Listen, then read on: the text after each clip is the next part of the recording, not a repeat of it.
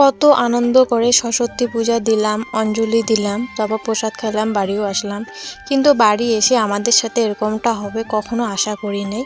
তার জন্য এখন যেতে হচ্ছে আমাদেরকে হাসপাতালে ডক্টর দেখানোর জন্য। আর আজকে সরস্বতী পূজা, সবাই যাচ্ছে ঘুরতে, কিন্তু আমার ঘুরতে যাওয়ার কোনো প্ল্যানও ছিল না।